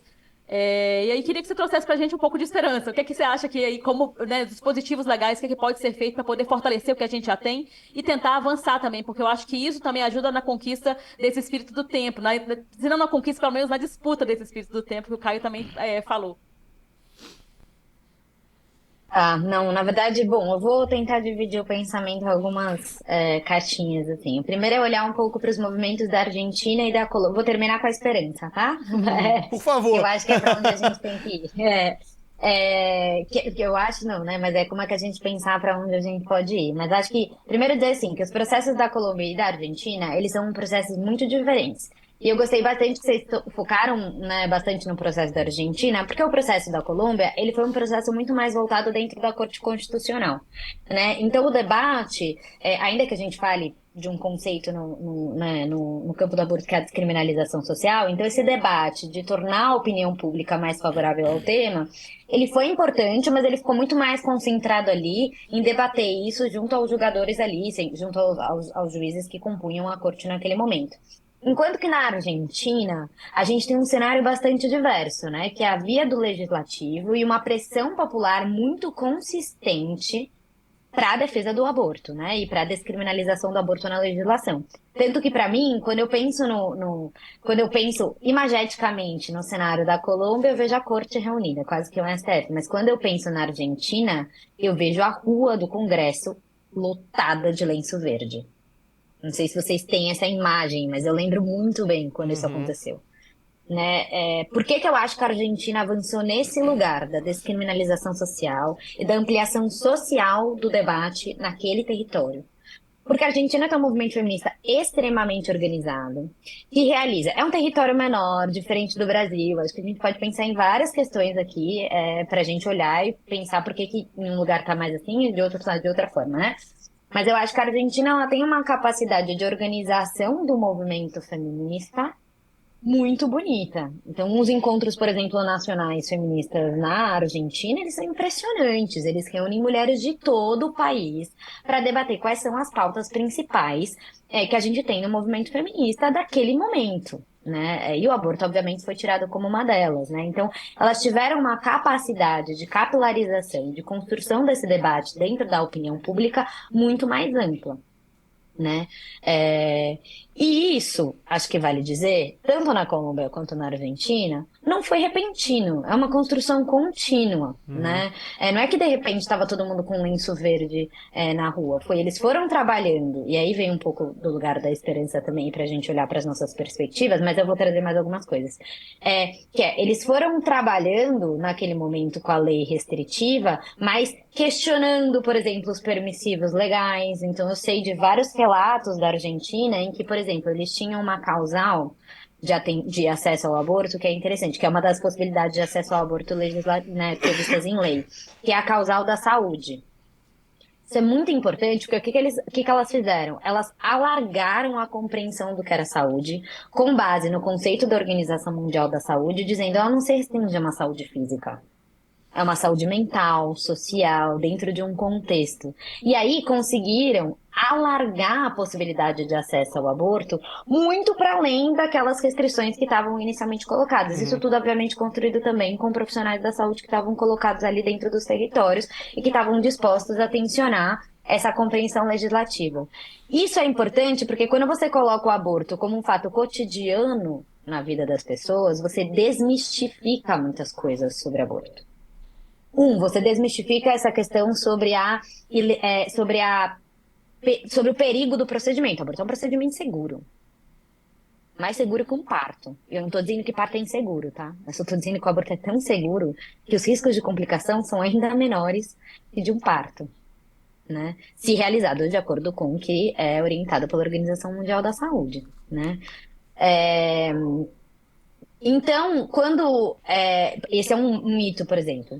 Um segundo mito é o aborto como método de contracepção. Ou se você alarga as hipóteses de aborto, necessariamente você vai ter gente abortando a rodo. A gente sabe, pelos dados, que isso está colocado como algo que não acontece. Mas eu acho que quando você vai vendo isso na vida cotidiana, quando as pessoas falam sobre o procedimento de uma maneira mais ampla, quando a gente pode trocar mais sobre isso, a gente vai conseguindo, por exemplo, debater isso na mesa da família. E isso vai permitindo uma descriminalização social. E isso vai permitindo a mudança, né, das mentes, para que depois a gente chegue num legislativo que se vê tão pressionado pelo movimento feminista que fala, vamos ceder. Né, ceder num lugar muito difícil de negociação, assim, num país que é cristão, que tem valores sociais bastante, valores morais ali, daquele ponto de vista mais conservador, bastante arraigados.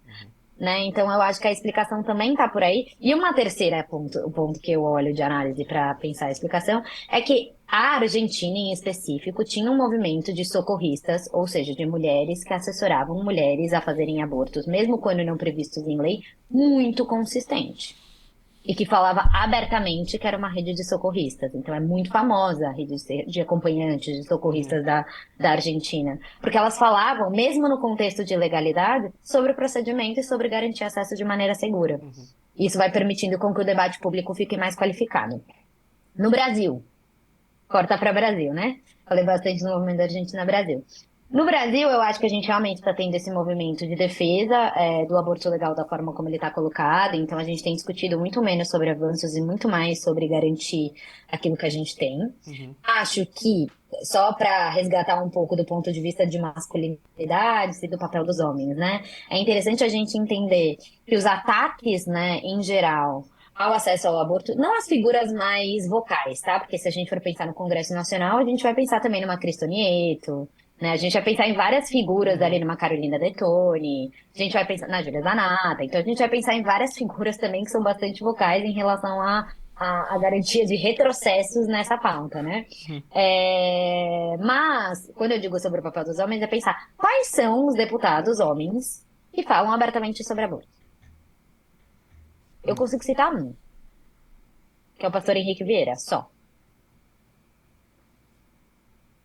O PT não fala sobre esse assunto. Nenhum. Nem mesmo as mulheres. Nem as mulheres, eu ia dizer Então, isso. Nem as parlamentares. nem mesmo as mulheres, né? Se a gente for olhar, e é legal, saiu recentemente um estudo da Asmina que diz que tem, enfim, 103 projetos de lei focando nos municípios sobre, enfim, aborto.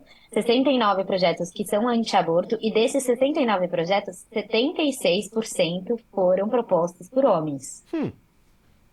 E projetos de lei de defesa do aborto, da forma como ele está, pelo menos, 68% foram propostos por mulheres. Então, a gente tem uma maioria feminina na defesa desse direito, né? Até porque muitos homens, especialmente se a gente for conversar da esquerda, que se a gente for colocar o bode na sala, é verdade, falam que essa é uma pauta identitária e polêmica. Que ela não precisa ser centralmente discutida dentro do campo da política. Quando, na verdade, eu acho que essa é uma pauta essencialmente democrática, porque a extrema-direita avança sob as bases do ataque do aborto.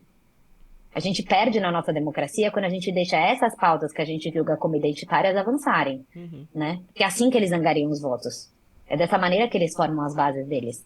Se a gente não construir uma contranarrativa, de que maneira que a gente vai construir um mundo que seja amplamente democrático? Como que a gente vai defender a democracia a partir disso, né?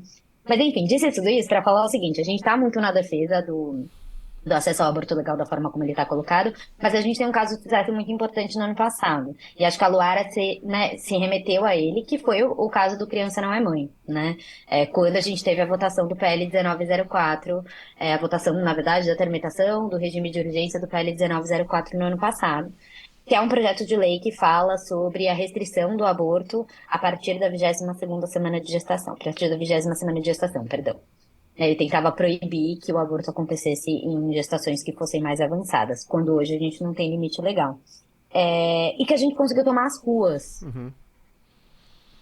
Então eu fico pensando que, do ponto de vista da esperança, é um pouco pensar quais são as narrativas que a gente consegue utilizar para conseguir efetivamente popularizar a pauta do aborto de uma maneira mais ampla e mobilizar a sociedade como um todo. Criança Não é Mãe foi uma coisa que a gente testou muito antes de depois colocar na rua. Porque é muito difícil você dizer assim, não, eu queria que uma criança fosse mãe, né? Queria que ela exercesse a maternidade dela. Foi um lema que, pra não ter nem qualquer debate, né? Nem esses caras o cara vai falar, conseguirem... quer que a criança seja mãe, então, né? Não, até o Lula falou. Até a ministra da Saúde, que também na época não estava se manifestando sobre o assunto. O governo federal inteiro demorou, mas se manifestou sobre isso, né? Então, a gente teve gente que tirou, pessoas da extrema-direita que retiraram a autoria do PL.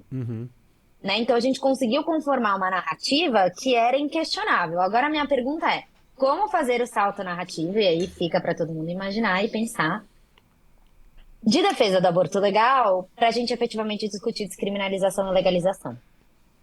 Porque é limitante. O discurso Criança Não é Mãe, ele é limitante. Ele se restringe a uma vítima muito específica e ideal, né? Ele defende só os casos de violência sexual e a manutenção da lei como ela tá. Como é que a gente avança na discussão na sociedade que entenda esse problema de uma maneira mais ampla como uma questão de saúde pública e de vida de mulheres e meninas e pessoas que gestam? Como que a gente atinge a população da mesma forma que a gente conseguiu atingir com Criança Não é Mãe? E aí eu não tenho a resposta. Eu acho que é algo que o movimento feminista está testando. Talvez vocês tenham ideias, e aí eu tô também aberta a ouvir. Mas acho que eu termino dessa forma, assim, a esperança. A gente tem conseguido construir um trabalho de resistência muito grande. A gente não teve nenhum retrocesso no ano passado e nem no governo Bolsonaro. A gente conseguiu barrar tudo.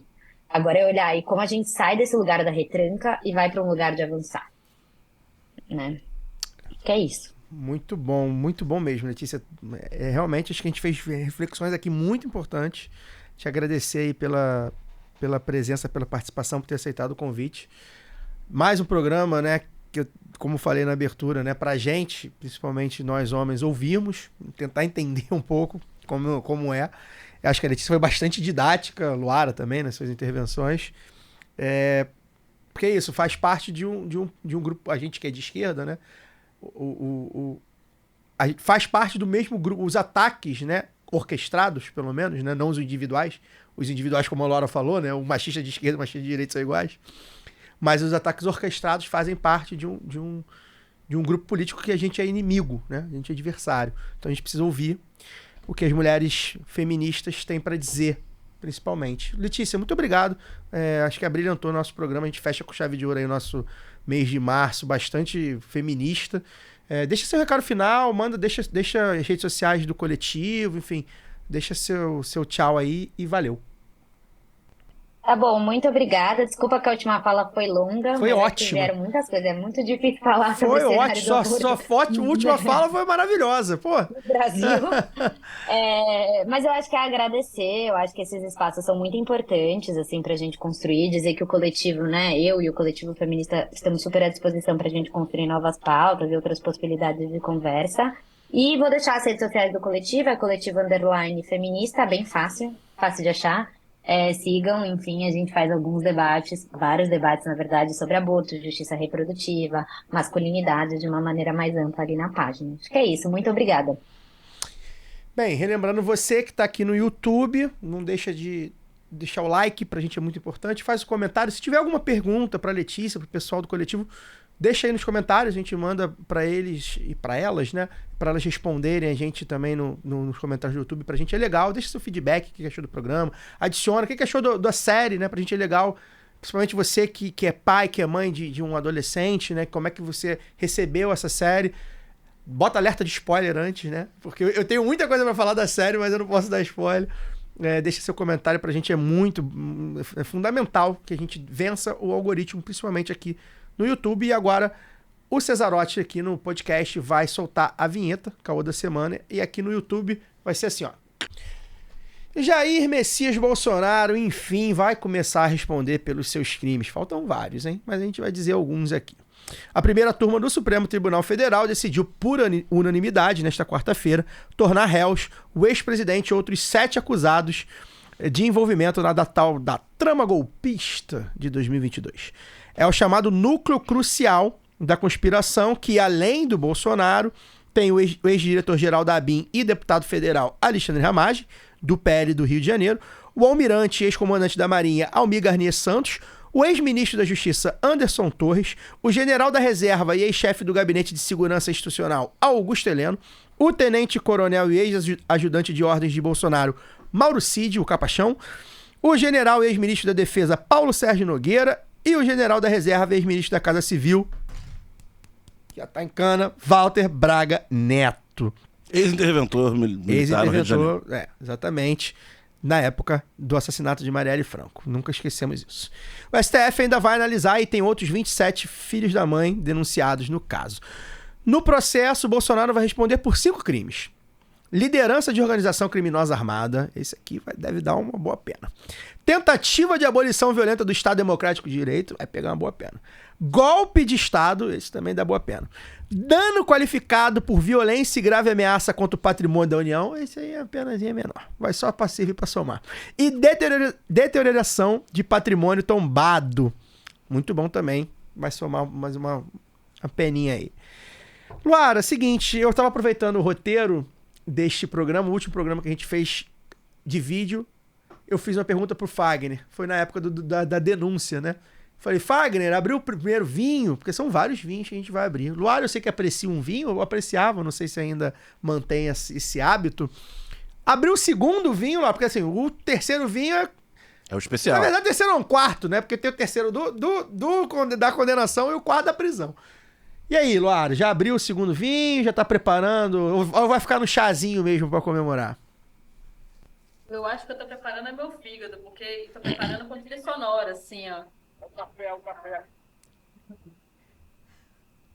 Tô preparando com trilha Não sonora. deu ouvido. Bota aí de novo. Não tá indo. Não tá. Tá pegando, não? Não pegou. Ih, agora pegou. Agora teu microfone foi embora de vez. Ih. Oi, agora, voltou? Agora Voltou.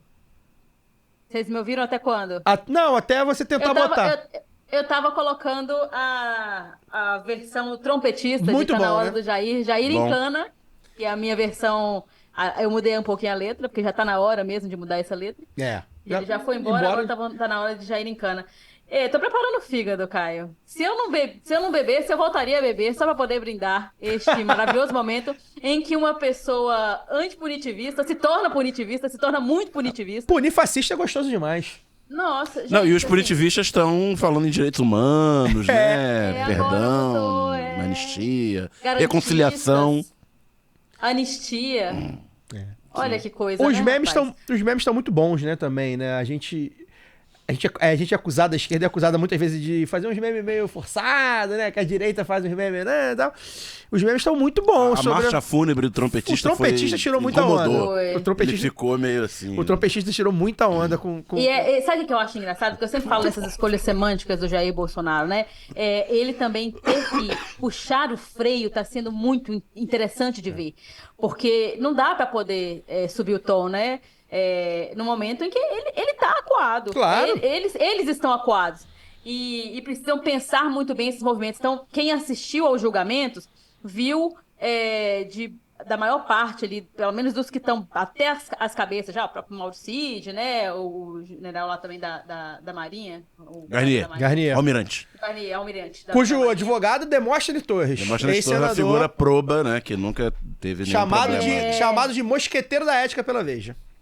Na época do Mensalão. E foi ele que foi o do Garnier? Qual que é o do outro do Exército? Que foi super assim, galerinha agradecendo, falando com o STF num respeito, que aquilo deve deixar bolsonarista com um nó na cabeça.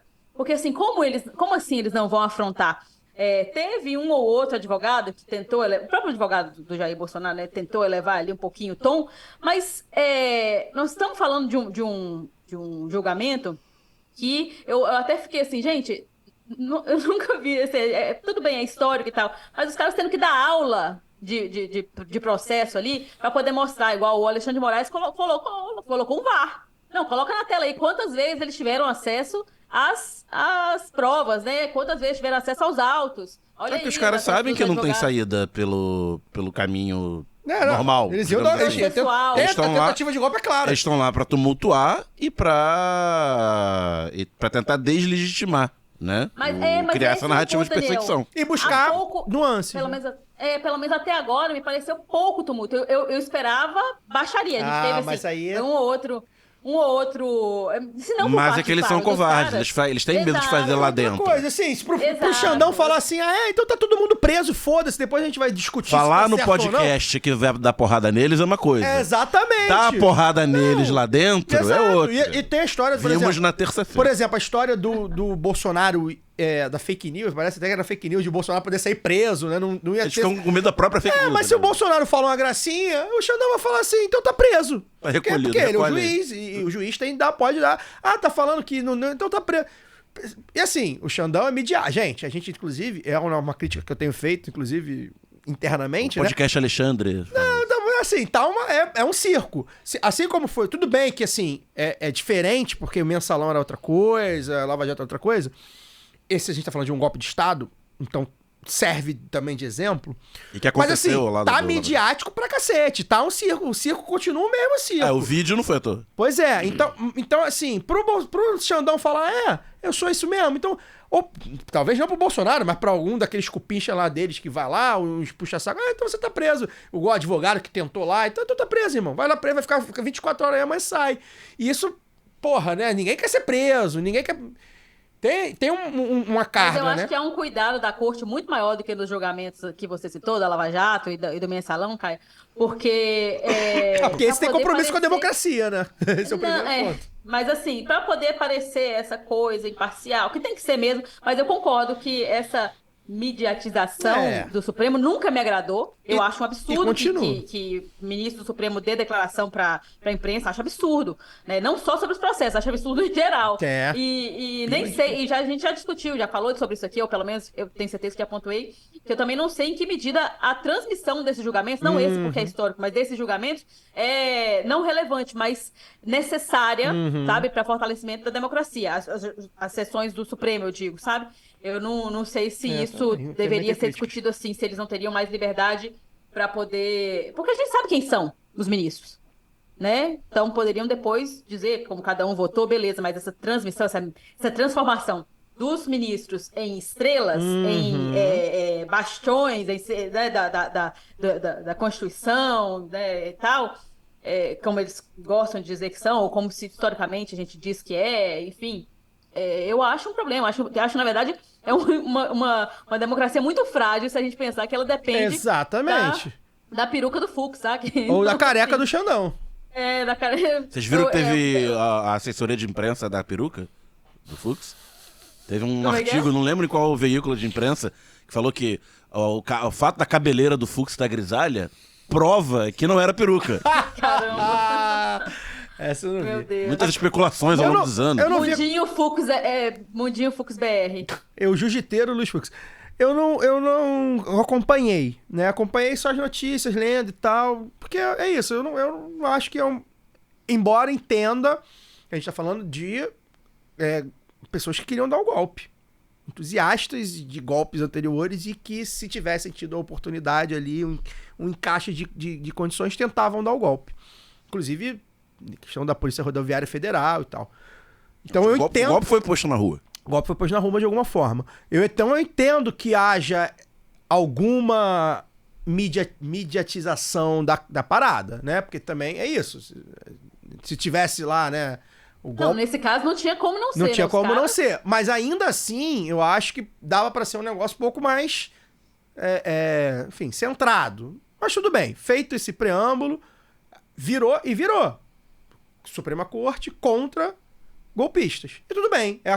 Até porque a corte seria diretamente atacada, né? O Alexandre de Moraes era uma das vítimas. Eles fechariam o STF de alguma forma, ou, enfim, atuariam contra o STF. Então, o STF também é uma proteção ao próprio STF, né? Então, faz sentido. Dito isso, acho que tem uma questão política, né, muito clara. E saiu até uma pesquisa de um instituto aí que eu não conheço, tal, Futura Pesquisa e tal. As eleições, com o Bolsonaro no banco dos réus, diz que o julgamento pode ser só em outubro, ou seja, vai ficar aí uns meses sendo esmicuindo com ferrinho de dente. Imiscuindo com ferrinho de dente. Como diria o Collor. A persona política eleitoral dele vai começar a ter que ser substituída.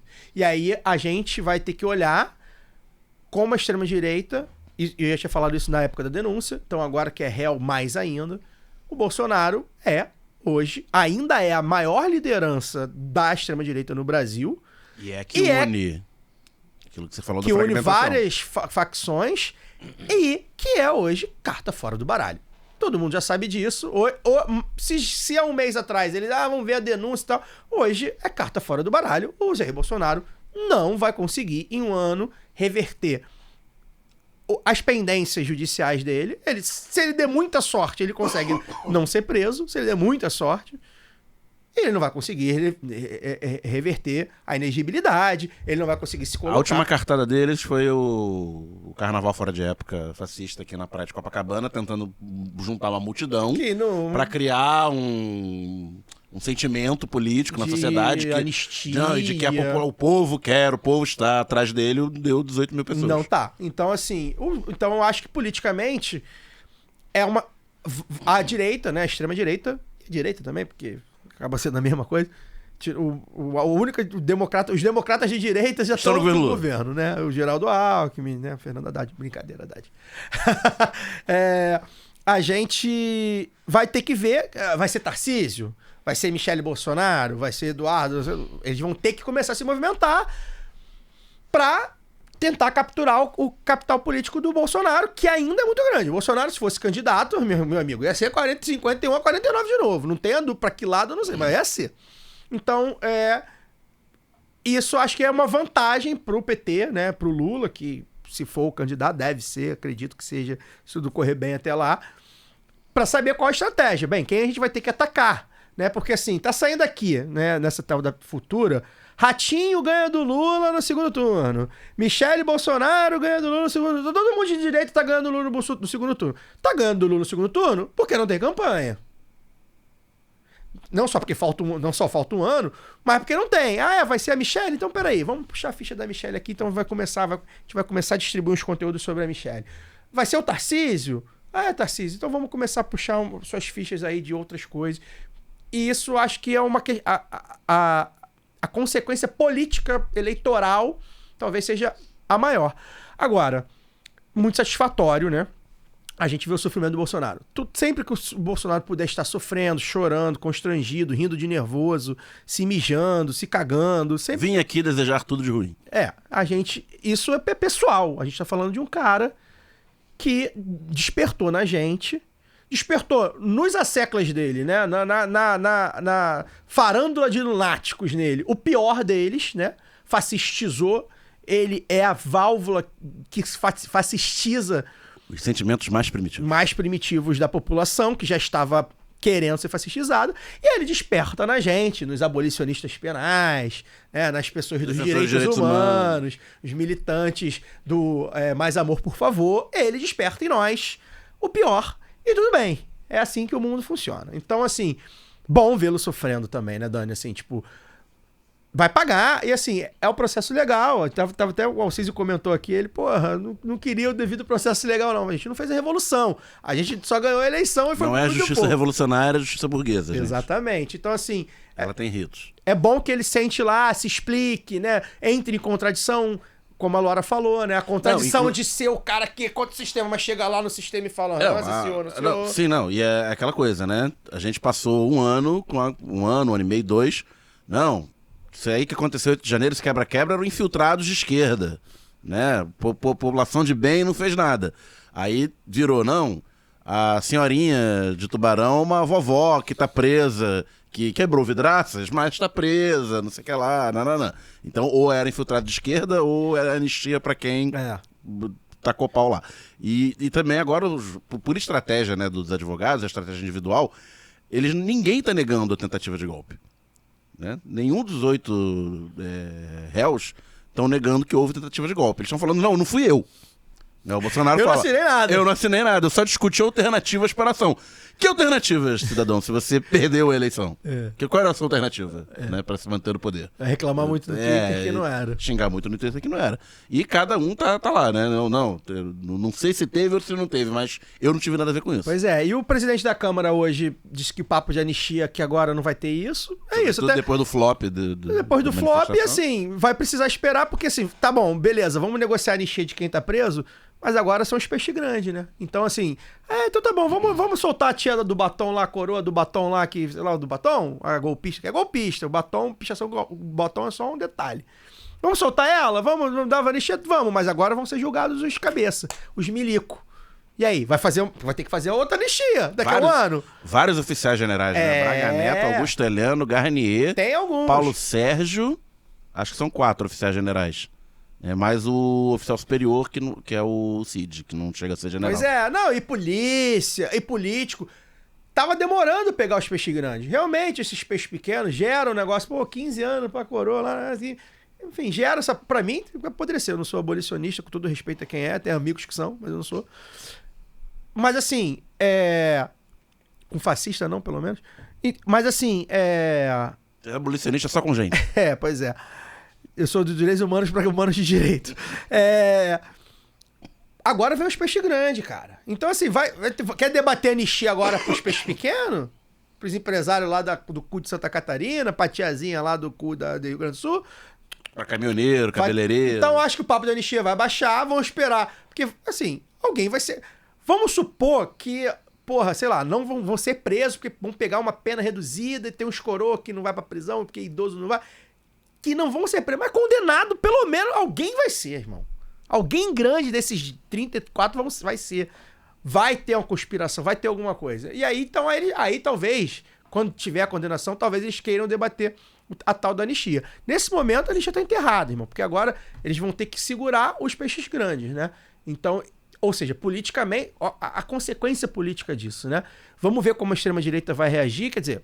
Eles já estão aí nas redes falando sobre o Supremo, ditadura do Supremo e tudo mais, mas ainda, por enquanto, o processo legal tá rolando e ainda não tem condenação, né, Luara? Assim, tipo, quando vier a condenação, a gente espera que venha, e aí tem mais pressão pra prisão e tudo mais, eles vão reagir de alguma forma, e a gente vai ter que ficar atento, né? Porque eles vão reagir. O Daniel estava falando, Zouce, né, fez alusões ao jogo do Brasil e Argentina nessa semana aí, e eu estava pensando, até lendo um ensaio do Zé Miguel Wisnik, em que ele cita um outro livro sobre futebol, fala que alguns países contam suas histórias aí, pegar os impérios, né, em guerras, e o Brasil, até bem pouco tempo, contava em Copas do Mundo. Agora a gente conta em processos que passam pelo STF, né? Eu acho que pode colocar assim. Então tá todo mundo meio formado aí em direito penal, direito processual civil, trabalhista. Quem é quem na primeira turma, segunda turma, plenária. A gente sabe a escalação do STF. Eu não sei a escalação da seleção brasileira mais, mas eu sei a escalação da seleção do STF. Por acaso 11, então, né? E aí, curioso, né? Porque assim, se vier um jogador do Wolverhampton da vida aqui no shopping, não tira foto, mas os ministros do Supremo Tribunal, todo mundo sabe de rosto, conhece a peruca, o careca, enfim, realmente tá na moda. Cara, então assim, como é que isso se tornou parte do nosso repertório, né? Acho que uma das coisas que essa suposta polarização, né, como diz o povo aí, trouxe foi essa. Todo mundo discute política. Agora, me chama a atenção que, não sei se por ser nessa parte mais morna do processo, né, que é a admissão ali do Bolsonaro como réu, dos réus ali, né, do processo mesmo, começa a contar, vamos dizer assim, da denúncia a partir de agora. Que ainda sinto assim que ainda não esquentou, porque assim, a gente não tem aqueles movimentos, né? Eu não ouvi nada nas janelas, né? As pessoas nas redes sociais, sim. Os vídeos, pelo menos, eu vi com muitas visualizações e tudo, mas se a gente for pegar das ruas, né? O termômetro das ruas, eu não vi isso ainda. A gente falou do ato, né? No Rio de Janeiro, do ato dos golpistas. Eles fizeram um movimento, porque ia acontecer, me parece, em algumas cidades, mas depois eles jogaram para concentrar no Rio de Janeiro. Cancelaram para concentrar no Rio. Isso também foi uma questão, né, um racha entre eles, porque tinha gente ali que falava que não devia ser assim e tudo mais. Mas a gente vê esses movimentos, como o Caio citou, inclusive de normalização do Tarcísio, que subiu nesse palco golpista também. A imprensa, né, a imprensa tradicional, finge que não está vendo, mas ele subiu ali, no momento em que atacavam da mesma forma, né, instituições do STF, essa coisa da perseguição. E aí eu falo desse termômetro porque é para observar, eu acho que a gente precisa observar até onde vai essa coisa da perseguição, porque eles tentam normalizar, como eu disse, né, os processos ali, os julgamentos, como uma coisa, olha só, não, nós julgamos a esquerda e julgamos a direita e tal, mas que isso não vire, inclusive, pauta para o revanchismo da direita na próxima campanha, vocês entendem? Uhum. É assim, olha, isso agora é a nossa vez de novo, aí agora o bicho pega, nós vamos com tudo, pelas vias, né, pelas vias democráticas, mas para poder desfazer essa injustiça contra, né, o Bolsonaro, os bolsonaristas, os tadinhos, né, que estão lá, os idosos que foram passear na Praça dos Três Poderes naquele 8 de janeiro.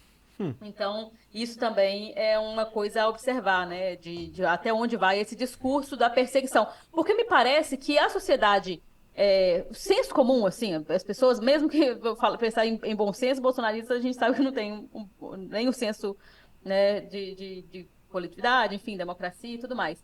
Mas me parece que as pessoas, em geral, tendem a recriminar mesmo, sabe, a esse tipo de atos violentos. É o tipo de assim, não, isso aqui passou dos limites, né? Isso aqui eu não concordo. Então tem o bolsonarismo light ali que vai dizer, não, isso aqui foi demais. Por mais que eu ache que é necessário radicalizar de alguma forma, mas não esse radicalizar. Todo mundo tira aquela coisa, né? Até poderia, mas como aconteceu e está sendo punido, aí eles tiram o corpo fora e falam, ah, não, isso aqui foi demais. Então eu realmente estou achando curioso, quero observar melhor até onde vai esse discurso da perseguição, porque me parece que parte desses bolsonaristas, que eu estou chamando os eleitores de Bolsonaro, parte do eleitorado do Bolsonaro,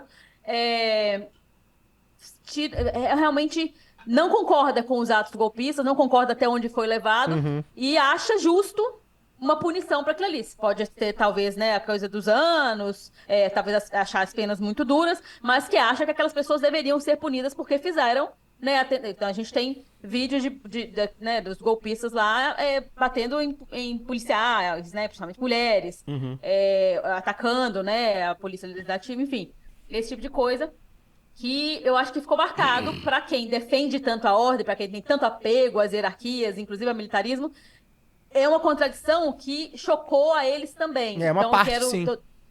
Tô tentando entender até onde a narrativa bolsonarista de perseguição não vai se chocar com os próprios valores bolsonaristas de ordem. É esse para poder fechar um pouco o meu pensamento. Acho que é isso. Sim, com certeza. E eu acho que é um novo momento também pra gente pautar, pelo menos colocar aí uma pulguinha atrás da orelha no debate público do militarismo, né? Assim, de uma reforma, pelo menos, das Forças Armadas e tal, porque eu acho que até eu vi viralizou um corte do Dirceu falando sobre, né? E, tipo assim, acho que talvez tenha chegado a hora, né, de falar assim, ó, as Forças Armadas do Brasil tem esse histórico aqui, pela primeira vez militares estão respondendo por golpe, isso é grande, né? É sempre bom a gente lembrar isso. Por mais que a gente saiba das limitações da justiça burguesa, etc, etc, isso é muito grande o que está acontecendo, né? É muito importante para a história do Brasil. Não é só isso que vai mudar, como eu falei aqui, o direito, a justiça, as leis têm suas limitações, mas isso é muito grande e talvez seja um momento para, pelo menos, se não vai pautar um projeto de lei, de emenda constitucional, que faça uma reforma, pelo menos começar a soltar, ó, tem muito, né? Vocês, são poucos, mas, pô, tem general, tem comandante, tem almirante, então, assim, talvez seja um bom momento também pra gente pautar gente da esquerda, lideranças da esquerda, institucionais, políticos, enfim, militantes, pautar um pouco isso, né? De, tipo assim, ó, isso tem tudo do dedo dos militares, né? Todos esses golpes não é a primeira vez e eles estão respondendo, então talvez seja uma hora da gente rever porque os nossos generais de 4 estrelas, porque os nossos comandantes estão envolvidos até o talo numa tentativa de golpe. Talvez seja um bom momento para isso. Gente, a gente está encerrando, pedir novamente, deixar o pedido para vocês sentarem o dedo aí no like, pra gente é muito importante, gente, sério mesmo. Tá assistindo pela televisão? Vai lá no celular, não esquece de dar o like. Pô, tem acesso ao YouTube, mas prefere ouvir, vê aqui no YouTube, deixa o like. Tá ouvindo no podcast? Vai lá no YouTube rapidinho, dá o like. Pra gente é importante, porque é assim que realmente ganha o engajamento. Compartilhar, enfim, deixar comentários, deixa seu feedback.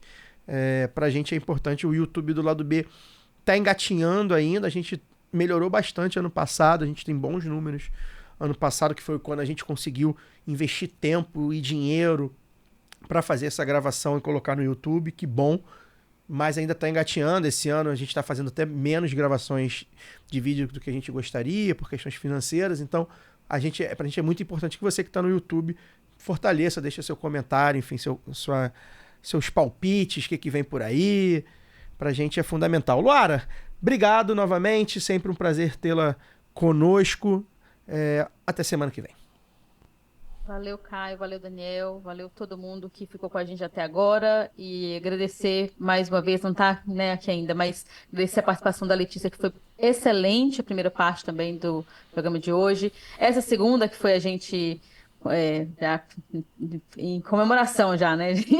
Acho que todo mundo sentiu um pouco essa semana. Se a gente teve alguma coisa para comemorar, não foi o futebol, com certeza foi isso aí. A admissão aí da denúncia contra Bolsonaro e a turma dele.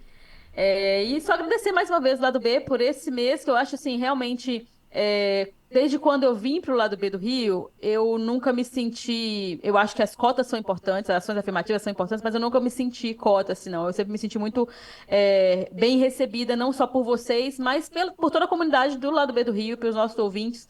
E vejo, assim, essa necessidade, mas essa preocupação também de trazer pautas femininas e feministas, principalmente, né? Existe um recorte político nisso também. E o Lado B não faz isso só no mês de março, mas eu acho importante que no mês de março também isso seja lembrado, porque no programa que a gente, né, que eu fiz com a Nanda, a Anne e a Gil, a gente falou um pouco disso, né? De um pouco desse ranço que o 8 de março foi trazendo, justamente porque o capitalismo, o neoliberalismo se apropriou da pauta e aí a gente fica aterrorizado quando vai falar, assim, quando chega o dia 8, eu comentei nesse programa, eu já fico cansada antes de começar o dia, porque a gente tem que ler cada coisa, enfim, e poder produzir conteúdo de qualidade, né? Conversando com gente massa, como foi Letícia, como é a Gil, como é a Nanda, como é a Anne e muitas outras mulheres, né? Que o Caio conversou no Lado B Notícias, no Lado B Revista. Isso é uma grande oportunidade mesmo para mim, então quero agradecer a todos vocês que me ouvem. Obrigada por me ouvirem. Um beijo e até semana que vem. Semana que vem te ouviremos mais. Lembrar também, né, que esse episódio é um episódio feito em parceria com o escritório Normando Rodrigues, que ajuda a gente a debater a pauta, a debater convidado, convidada. Então a gente deixa aqui também nosso abraço lá ao Cadu, ao Normando, por terem ajudado a gente a construir esse episódio de hoje. Daniel, boa noite. Boa noite, Caio. Boa noite, Luara.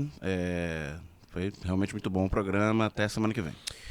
É isso, a gente encerra por aqui. Semana que vem a gente volta para responder vocês. É isso aí. A semana que vem tem o Lado B Responde. Então você que é apoiador, aí tá no grupo do Telegram, você que tá aí nas comunidades da Aurelo, você que tá no Instagram, no Twitter, no Blue Sky, talvez eu abra também a caixinha lá. Se você tem uma pergunta, quer pautar a gente, que assunto que você quer trazer, já fica ligado aí, porque daqui a alguns dias eu vou abrir a caixinha nas redes sociais e no Telegram para vocês pautarem a gente vai selecionar algumas e responder. Então semana que vem, Lado B Responde. Forte amplexo, até lá.